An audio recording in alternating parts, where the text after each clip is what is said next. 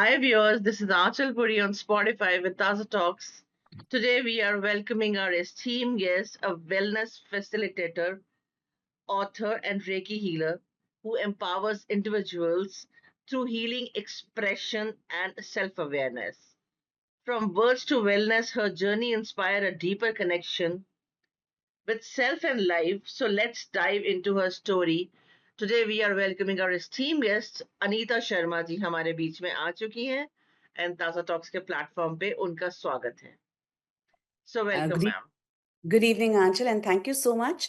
Thank you for this opportunity. It's a pleasure connecting with you. Thank you so much ma'am.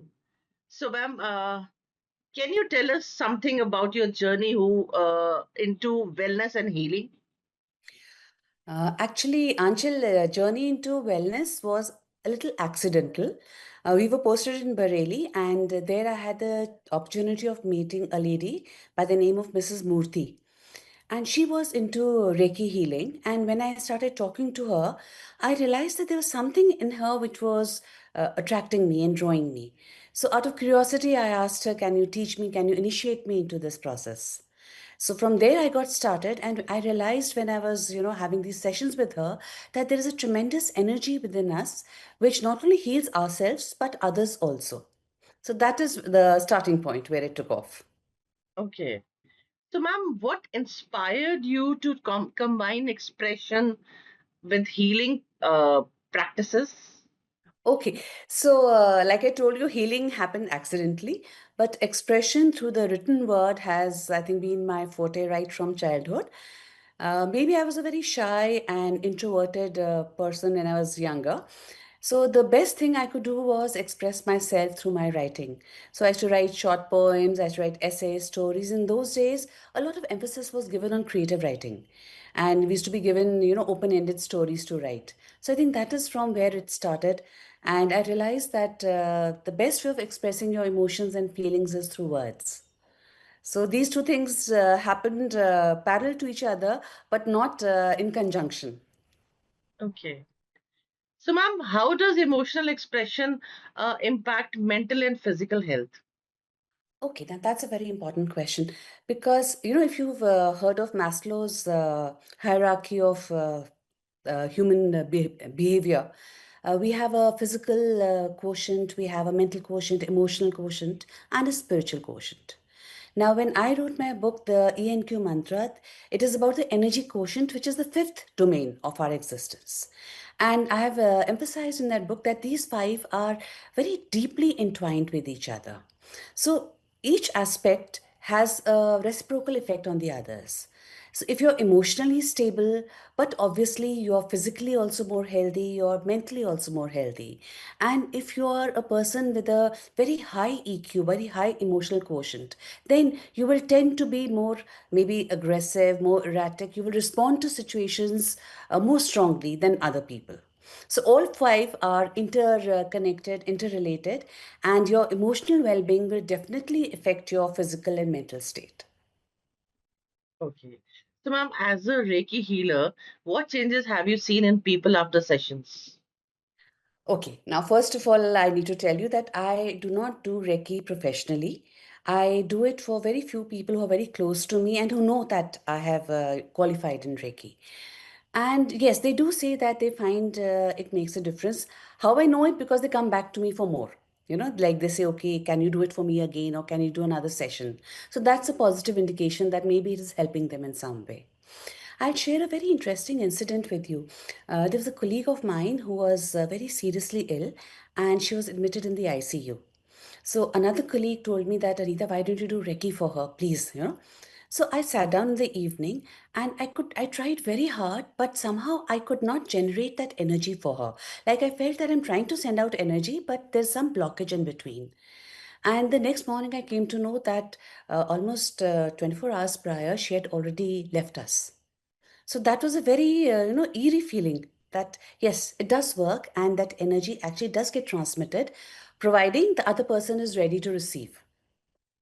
If the other person is not attuned to receiving the energy, he does not believe in the Reiki healing, it is not going to happen. Right. So, what role does self-awareness play in personal transformation? Okay, self-awareness. See, we all want to evolve, we want to become better than where we are. Self-awareness is the starting point. It's like, you want to go to a place, you want to go to a certain destination. So you want to book a Uber or a Ola. So the first thing they're going to ask you is, what is your pickup point? Yeah. Without that, you cannot take that journey. Yeah. So, self-awareness is that pickup point, the starting point. When you know what you are, where you are, and what needs to be improved, only then can there be any transformation. Right. How do tarot readings help individuals in decision making of clarity, ma'am? Okay, now tarot reading is a very, very interesting thing because people, they say that, will it tell us that should we do this or should we go in for this particular job or for this particular thing? Tarot cards never give you a yes or no answer. So what I personally feel is that the person who's doing the reading is just a medium. He or she has no role to play in the reading per se. It is a connect between the person who's asking the question and the cards. So as sincerely as you believe in it, the vibrations around you will be sensed by the cards and they will give you an indication. And they give you an indication about the possibility of something happening. Not that, yes, this will happen or this will not happen. They read the energy around you and they tell you that, yes, the probability is that all the signs are positive and the cards do not have any negative connotations. So the probability of you getting success in this endeavor is more. So that is how the cards guide you. And like, sometimes in a card you get a indication that there is somebody around you who is negative towards you or is evil towards you. So that, I think, sort of forewarns you. So forewarned is forearmed. So if you come to know something like that, you're prepared that there might be somebody who might cheat me or who might turn to be traitor. So you're more careful. I think that is how the cards would help you. So, ma'am, what are some common misconceptions people have about healing practices? What I have found is that large part of the population feels that it doesn't really work. They feel that it is a last resort when no other medicine works. Then you go towards the alternative healing process, and they feel it's more like a placebo. That you're mentally convincing yourself that is going to help you, and it doesn't actually help. But that is not true, because this energy quotient which is within us is very powerful. In fact, our Vedas, the Atharva Veda, talks about Sparsh Chikitsa, that is healing by the touch of hand. And it states very clearly there that it can only be possible when the person who has to be healed is sufficiently energized to receive that treatment. So it is, your belief is not a placebo. Your belief is actually making the path clear for you to connect with that energy which can heal you. So it is not something which is a myth or it is something just to make people happy. It genuinely works. It happens. Okay. Ma'am, as a soft skill trainer, how do you connect communication with inner wellness? Okay, so again, there is a reciprocal relationship here because if you're internally happy, then only will you be able to communicate well. When if you're in a state of panic or anxiety or depression, obviously you're not going to communicate well with others. If you've had a tiff with your boss or you've been ticked off or you've been given a memo, then obviously when you go outside, all the people you meet, your communications with them will also be negative.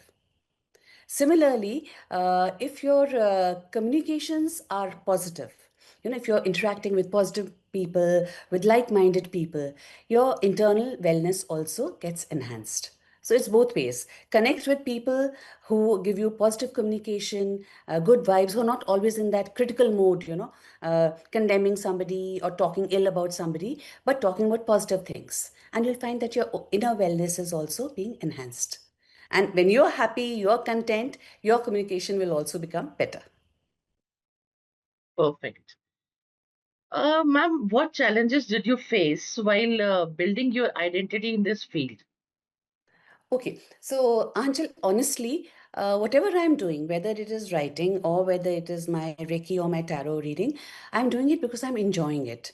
I never thought of taking it up as a profession or a business and of establishing a large clientele or creating an unique identity for myself in any of the fields. So whatever is happening very slowly. People who are close, who hear about me or who discuss with me and talk with me, they are the ones with whom I connect, with whom for whom I do tarot reading and Reiki reading also. So no conscious effort to create an identity as such, just floating in the wind and probably gaining a little momentum. What is your message to people who are struggling internally, but unable to express themselves? Okay, I've been there myself. It happens, that there's so many things you want to do or say, but you're not able to express. So, my suggestion would be that you need to have somebody or something, like it could be a pet, it could be a diary or a journal, it could be just somebody who is willing to listen to you in a totally non judgmental manner. Somebody who's the sounding board, and you just talk to that person, say whatever comes into your heart without him or her trying to tell you, oh, you said this wrong, or this was grammatically incorrect, or you shouldn't feel like this. They just listen to you. That's it. And once you start expressing yourself freely, you'll overcome the inhibitions, the barriers. And you'll find communication becomes much easier with the outside world as well. Perfect.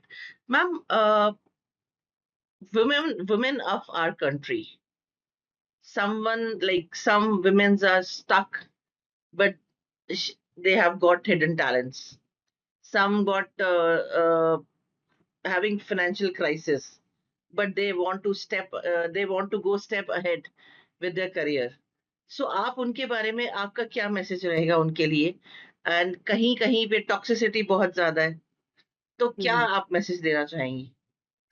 So, my message for them will be definitely go and chase your dream. Whatever the hindrances, whether there is toxicity around you, whether you have too many responsibilities, whether you're unsure about the financial, there's always a way out. If you're determined and if you really want to do it, you'll be able to get success. So, and take it in small steps. Don't think that, the first day I'll have a big office and I'll have so many people around me and I'll be getting a six-figure income or something like that. Nothing. Start, make a small start. Take small steps and move ahead. But don't let go of your passion. That is very, very important. And don't let toxicity affect you. There are so many people around you who will criticize you, who will just let it not reach you. You have to learn how to develop an invisible barrier around yourself. Realize that if somebody is finding fault with you, is trying to put you down, maybe he's got some other agenda in mind. Tell yourself, let him be. I'll prove him wrong. I'll prove her wrong. I will show them that yes, I can do it and I will succeed. So, with that in mind and taking those small steps, these days financial constraint can be overcome more easily because the government is giving so many opportunities to women to start small enterprises, loans at lower interest rates, and all that. So, I think it is workable as long as that intention is there. Once you're determined and you've set a clear path for yourself, nothing is going to stop you. Wonderful, ma'am.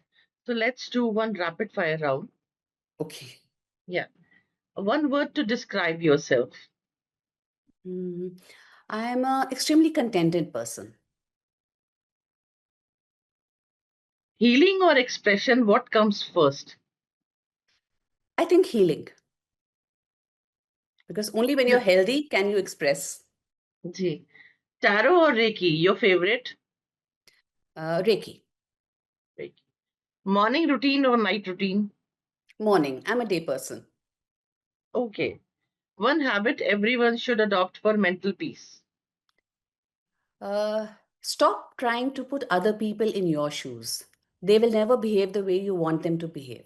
Let them be what they are, you be what you are. Okay. Sorry. Your go-to method to relieve stress. Writing. My biggest stress buster. Books or meditation. Books. Okay. One myth about healing you want to break. Okay. There's a very common myth that you should always take money when you are healing somebody because otherwise it is not going to be effective. I don't believe that. I don't believe that either for tarot reading or for Reiki, you need to charge people and then only it will be effective.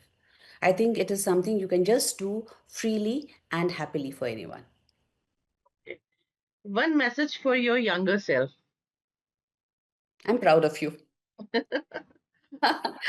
Wonderful. So, ma'am, how can people approach you directly for your services? What are the platforms? They can connect with me on Insta or on Facebook. And once we have that initial connect, we can talk and we can proceed from there. Okay. Thank you so much. And it was really incredible conversation with you. And definitely viewers, episode release होते ही link will be shared and उसके under ही ma'am के links आपको मिलेंगे सो आप उनसे directly connect कर सकते हैं for your clarity in life so thank you very much stay tuned thank you ma'am Thank you so much, Anchal. Thank you Thank you.